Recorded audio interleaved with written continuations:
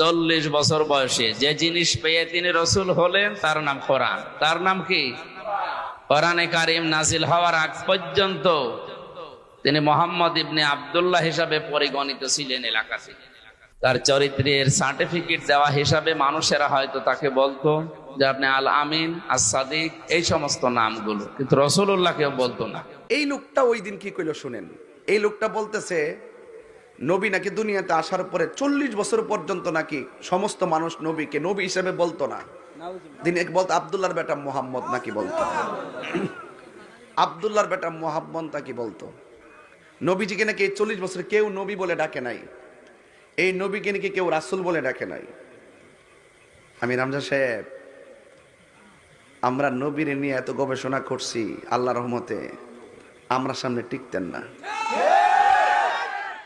আমি তাই আপনি চ্যালেঞ্জ গ্রহণ করেন।